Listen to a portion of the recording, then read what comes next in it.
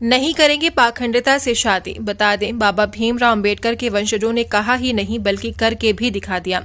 शायद ये भारत की पहली शादी हो जिसमें बिना पंडित के विवाह संपन्न किया गया। ना कोई फेरा, ना कोई मंत्र।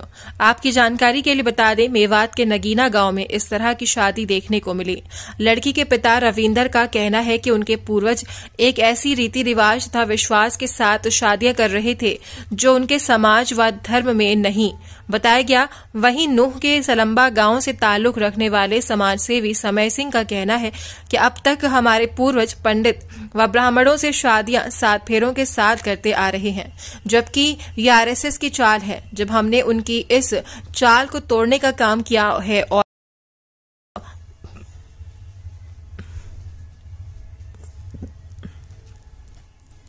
और बिना मंत्र व बिना 7 फेरों के ये शादी करवाई है। उन्होंने कहा, जब बेटी और बेटा हमारे तो पंडित शादी की तारीख फिक्स क्यों करें। आज से हम खुद तय करेंगे शादी कब, किस दिन, किस महीने में करनी है। उन्होंने कहा कि अगर ब्राह्मण व पंडित के द्वारा निकाली गई लगन व सगाई सही होती तो आज हमारे समाज में एक भी बहन बेटी विधवा नहीं होती। उन्होंने कहा, इंदिरा गांधी, मेनका गांधी जैसी महिलाओं का फेरा 121 पंडितों ने कराया, लेकिन वो जवानी में ही विधवा हो गई। समय सिंह का कहना है कि हम बाबा भीमराव अंबेडकर के वंश हैं और उन्होंने इस चीज को मना किया है। हेलो हेलो,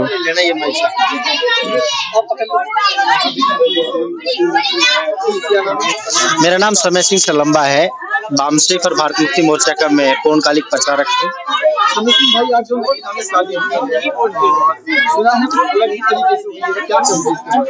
ये मूल निवासी बहुजन समाज में जन्मे हमारे जो मिशन के साथी हैं रविंदर भाई नगीना, इनकी बेटी की शादी है और इन्होंने जो पहल की है, हम अपनी पुरखों की विरासत की तरफ वापस आए हैं।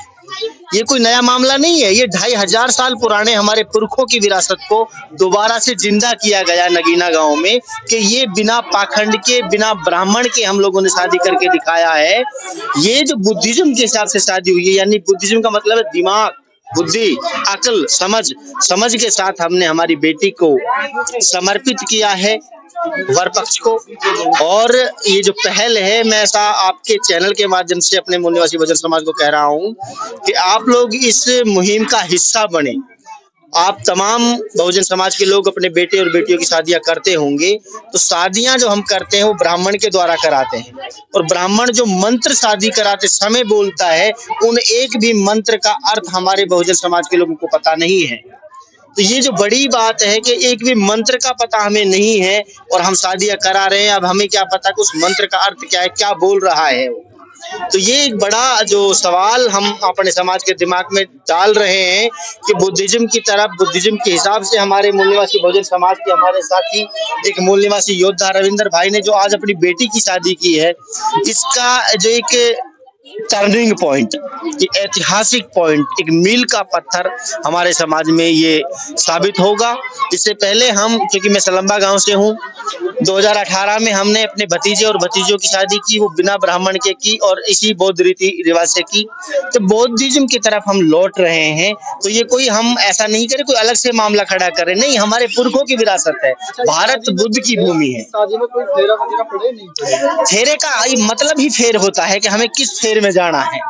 ये फेरे का चक्कर नहीं है मेरे भाई। कन्या दान करने की वस्तु नहीं है। ब्राह्मण कहता है कि कन्या को दान करो। जैसे ये मोबाइल आप मेरे हाथ में देख रहे हैं, कोई वस्तु देख रहे हैं, चश्मा देख रहे हैं, अगर मैं इसको दान कर दूं तो क्या जानती हुई चीज वापस ली जा सकती है? नहीं। कन्या कोई वस्तु नहीं है जिसको दान किया जाए। आज हमने अपनी कन्या स्वेच्छा से, जो वर हमने चुना है, उसका जीवन साथी चुना, उसके हाथ में हमने उसका हाथ दिया सहसम्मान की। ये इज्जत, मेरे घर की जो इज्जत है, मैंने आपको सौंप रहा हूँ इज्जत के साथ। आप इसको बाइज्जत रखेंगे, ताउम्र रखेंगे, बिना किसी कलेश के रखेंगे। इस विधि के साथ हमने अपनी बेटी को आज सारे समाज के सामने उसको सौंपा है, उसके सुपुर्द किया है। तो ये एक जो फेरे वाला मामला, फेरे का मामला नहीं है। आप समझिए, समर्प्यामी करता हूँ, समर्प्यामी का मामला नहीं है यहाँ। तो बड़े अकल और समझ के साथ आज ये जो विधि विधान के साथ बुद्धिज्म के साथ काम हुआ है, बहुत अच्छा ये हमें लगा है। और ऐसा और भी समाज के हमारे लोग हैं वो पहल करेंगे, ऐसी हम कामना अपने समाज से करते हैं। तो मूल निवासी बहुजन समाज जाग रहा है। सिंह भाई, आपको हजारों लाखों लोग देख रहे हैं, सुन रहे हैं, तो उन लोगों से आप क्या कहोगे? मैं तमाम भारत में जन्मे मूल निवासी बहुजन समाज के लोगों से अपील कर रहा हूं आपके चैनल के माध्यम से कि साथियों, हमारा जो शोषण, जो हमारा प्रताड़ना हमें हो रही है, वो जाति के नाम पर हो रही है। और जातियां कुदरत ने बिल्कुल भी नहीं बनाई है, भगवान ने बिल्कुल भी नहीं बनाई है, ईश्वर ने बिल्कुल भी नहीं बनाई है, परमात्मा ने बिल्कुल भी नहीं बनाई है। आरएसएस का चीफ मोहन भागवत कहता है कि ब्राह्मणों ने जातियां बनाई है। क्योंकि जातियां अगर भगवान बनाता, ईश्वर बनाता, परमात्मा बनाता, गॉड बनाता, तो दुनिया के अन्य मुल्कों में भी इंसानों में जातियां होती। दुनिया के किसी भी मुल्क में इंसानों में जातियां नहीं है, भारत में इंसानों में जातियां हैं। तो इससे सिद्ध होता है कि यहाँ के लोगों ने अपने फायदे के लिए हमको जातियों में बनाकर बांटकर हमारे संगठित परिवार को तोड़ा। अब हम बुद्ध की तरफ लौट रहे हैं, तो बुद्धिज्म की तरफ लौटने पर मानव एक समान का सिद्धांत आएगा, यानी सभी मनुष्य एक समान हैं। और सभी मनुष्य एक समान, इसका जीता जागता प्रमाण है कि तमाम मनुष्य, चाहे वो किसी भी जाति का है, ब्राह्मण भी अपनी माँ के गर्भ से होता हुआ, माँ के जो प्राकृतिक द्वार है वहां से जन्म लेता है। और एक नीच जाति जो ब्राह्मण के द्वारा बनाई गई है, उसका व्यक्ति भी अपनी माँ के गर्भ से होता हुआ उसी द्वार से बाहर निकलता है जिस द्वार से हम तमाम लोगों ने जन्म लिया है। तो उसी द्वार से जन्मा हुआ आदमी एक तो स्वर्ण हो गया, एक अछूत हो गया। कैसे? समय सिंह भाई, जो शादी की जो तारीख थी, जैसे हम ब्राह्मण से या पंडित से तय कराते हैं, तो क्या तारीख ऐसी इसकी अपनी तरफ? बेटियां हमारी, बेटे हमारे, शादी की तय करेगा कोई और आदमी? ये क्या अकलबंदी का काम है? ये बिल्कुल भी अकल का काम नहीं है, समझ का काम नहीं है। अगर ब्राह्मणों के द्वारा निकाले गए लगन और सगाई में शादी के मुहूर्त में -0% भी सच्चाई होती, तो भारत में आज एक भी हमारे समाज की बहन बेटी विधवा नहीं होती। आप समझ रहे हैं? तमाम बहन बेटियों की शादियां का जो मुहूर्त है वो ब्राह्मण ने निकाला, तो क्या वो बहन बेटियां विधवा नहीं हुई? जवानी में विधवा हुई हैं। और आपको आपकी जानकारी के लिए बता दूं कि देश के बड़े राजघराने से इंदिरा गांधी, सोनिया गांधी और मेनका गांधी, जिनकी शादी का मुहूर्त 121 ब्राह्मणों ने निकाला था, पंडितों ने निकाला था, वो जवानी में विधवा हो गई। अगर इनके लगन मुहूर्त में, शादी के मुहूर्त में निकालने में कोई सच्चाई होती, तो एक भी बेटी हमारे समाज की विधवा नहीं होती। इसलिए समाज के लोगों से अपील है कि शादियां हम हमारे बच्चों की कर रहे हैं, पैसा अपना लगा रहे, अपनी मेहनत से लगा रहे हैं, तो जो दिन, जो तारीख, जो समय सूटेबल करे, जो महीना सूटेबल करे, समाज में बैठकर अपने भाइयों के साथ, अपने रिश्तेदारों के साथ मशवरा करो कि कब हमें शादी करनी है। देखना क्या उस बेटी के साथ कभी कोई कलेश हुआ?